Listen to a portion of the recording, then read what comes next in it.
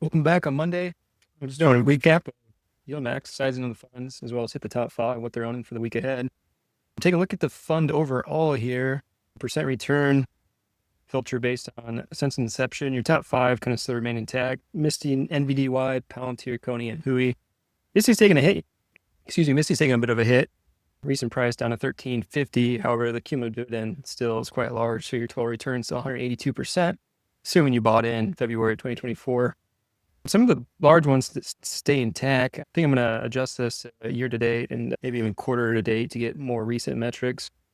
And then your worst ones, of course, though, are Murni, AI, YY, Morrow, SMCY, and Airbnb. Ray and Berk C, newer ones, just down slightly overall. Some of the other newer ones, if you take a look here, you got Roblox or Robly. That's doing pretty good at 12.86% return thus far. But that's just touch base on some of the returns. As far as the market caps, so I guess you can see here, what I did is I did add the weeklies in. So you can see here's YMAX, YMAG, ULTY. ULTY actually the second largest fund, at least that I track, behind Misty. Misty just under 4 billion and ULTY's at 3.4 billion. So a pretty large fund. But I did have a lot of tickers. And what I did is I separated the graphs by, these are all ETFs of over 100 million. And then down here, we got all the smaller funds that maybe you're aware of or not aware of. The largest of these would be Murni, which is actually almost 98 million. I'm surprised that one's as large as it is, given the fund hasn't performed very well. And then you got like the smallest of funds, like GMEY, the GameStop newest one, only like 1.3 million. Didn't really even know they even had funds that were 1.3 million, but yeah, the GameStop ones. So these are all the ones less than 100 million. These are the ones greater than 100 million. I'll touch base on top 5 single stock equity exposure cover call ETFs, what their positioning is for the week ahead. But I will cover ULTY and YMAX, YMAG, some of their holdings. Just add into weekly, head into the weekly tab on the left. So I do got a chart for ULTY. I want to dive into what they actually own, but here's just a basic look. And if you would have started with 100 shares and reinvested the dividends, maybe up to 420 shares. Here's what your price plus cumulative distribution looks like. If you would have invested back in March of 2024 at $20 a share, you can see that the investment is negative, even including the total return.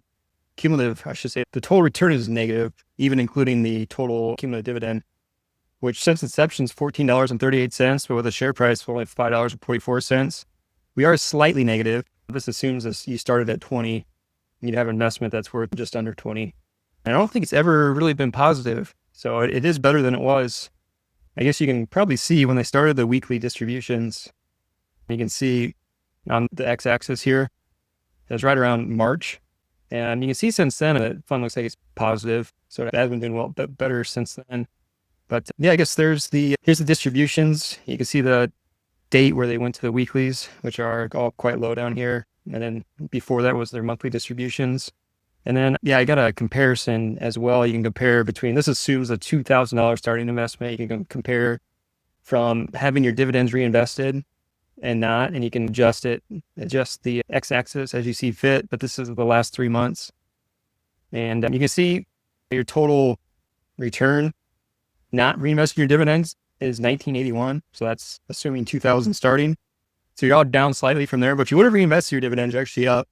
You'd have $2,283. Not up very large since inception date, but you are up. So just pointing the difference between those two scenarios. But jumping into, I guess, the first one I want to track, and I'll do these pretty quick. I just want to touch base on what they own and how the fund's set up for the week ahead. Misty's actually doing pretty good today, up to 324.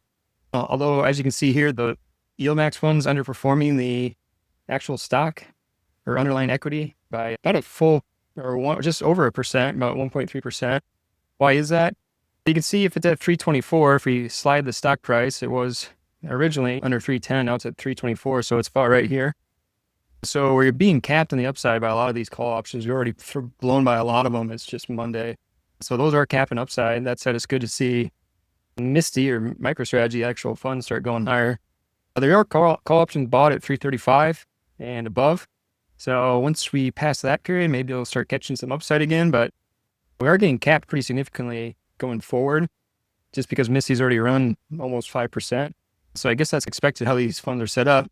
Hopefully it keeps going so you can catch the upside for these call options. But then as far as how our fund is set up, we have 130,115 contracts that we can sell.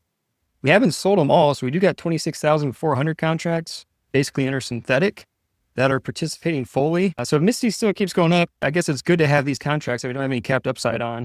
I don't know what you're gonna do a percentage. It's about a little less than probably 1/4%, or not 1/4%, a little less than 25% of our total holdings are uncapped at the moment.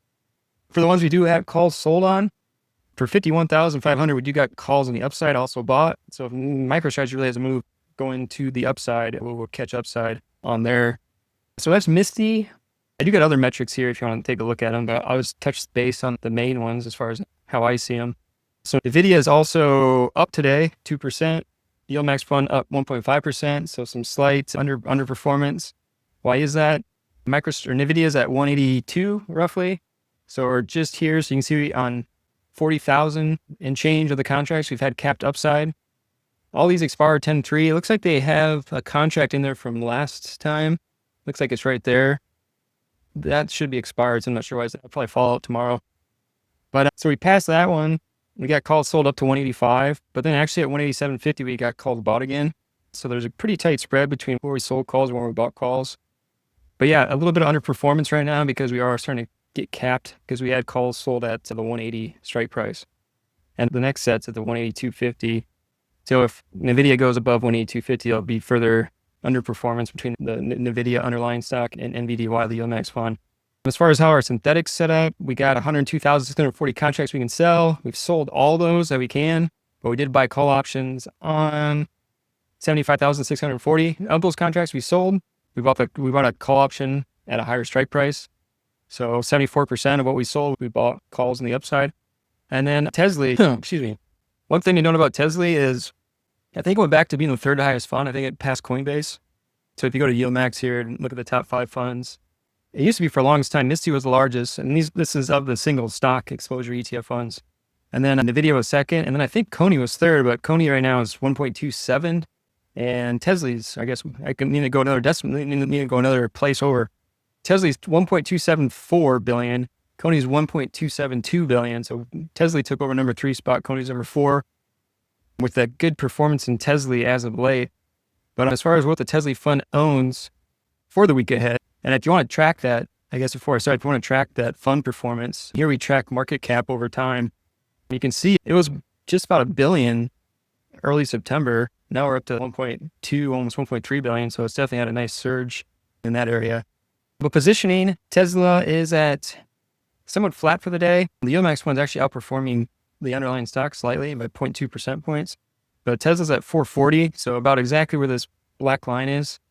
We've already gone by some of the contracts at 437.50 and 440, but we got more sold out to 442.50, 445, and the most at 452.50.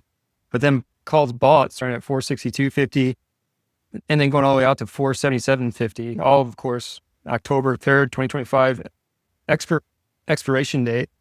For as far as how the synthetic is structured, 29,458 contracts that we have the collateral to sell calls against. We've sold against all of them. We have 0 remaining capacity. But for all of them, we've employed the credit spread method. So we got, for every call we have sold, we have another call bought at a higher strike price. So yeah, every call underneath the x-axis, we have one bought over the x-axis. So if you add these all together, it will equal if you add all these all together. So that's how TSLY is shaping up for the following week. I'll jump to the 4th largest fund, which is, of course, CONY, falling a little bit. Or I don't know if it fell as much as TSLY gained. But CONY, pull up its in-depth stats. You can see lately the market cap was above was almost up to 1.6 billion, but recently it's been pretty flat, kind of at the 1.3 billion range, roughly. But positioning, first of all, they got a very unique setup. They got calls sold, and then they got calls bought, calls sold, and then calls bought again. But yeah, I don't know. I don't know if there's a reasoning for this, or if it's just maybe if they expect CONY to surge in price potentially, they do want to capture some upside in the middle. Maybe that's one thing I can think of. But CONY is up today. Maybe it's a good thing. It's up 5.77% up to 330. So the stock price has moved from basically there, and we're up to 330.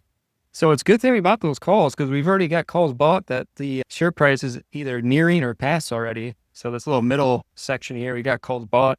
We did have calls sold at 312.50, 315, and 317, but bought it at 325, 327.50, and 330 before selling more at 332.50 and 335. But this little nice middle section here is going to make it so we're not outperforming the equity as much, because you can see 5.83%, 4.48% for CONY. The upside will be capped, so if it a little bit more as a percentage, if we go past the 332.50 and 335, but then we got more bought at 337.50 all the way up to 355. So an interesting up down. I don't know if you call that almost like a sine wave or a cosine wave. Those are in the mathematical shapes, but that's what the CONY distributions are looking like as far as their synthetic. Like TSLY, they got 40,650 contracts they can sell. They sold against all of them, but they got credit spreads and everything. So you got a 100% insurance position. I'll be interested with these calls that they have bought and sold. Are they gonna? I wonder if they will sell these out early and reposition their structure for the week ahead. And I guess we'll see tomorrow. But yeah, that's previously what they had, and then they sold some more to have it look like that. So, yeah. Anyway, I guess it's good they did. I'm not sure why they did it, but it's a good positioning for the big move in the crypto stocks as of today. And then finally, Palantir, or PLTY. That's the 5th largest fund, at least based on my observations as of right now. So I'll touch base on what that one's holding, and that will round out just coverage for today for the top 5. But Palantir is up slightly. PLTY is actually slightly outperforming it. It's about a 178 or 177.85. So it's about right where the black line is. You can see they got a lot of calls sold at 182.50. They really got a lot of their calls sold at 182.50 and a lot bought at 192.50. So $10 per share price difference for most of the contracts. They got a few scattered in at 185 and 187.50 on the sell side, and 190, 195 and 197.50 on the buy side. But the main points to watch would be 182.50. Once it passes that, upside will be capped. And then if the stock price stays underneath 182.50, I would expect a slight outperformance for PLTY over PLTR. Once the stock price goes above 182.50, you're going to see some underperformance in PLTY versus PLTR. And just for those looking to track why one's trading versus what the other one's trading, since they are related to one another. For the usage, like TSLY, like CONY, they are doing 100% credit spreads. They have sold everything they can, 100% credit spreads. So that's how these top 5 YieldMax funds are structured for the week ahead. I'll take a look at these toward the end of the week, see how they did. Thanks.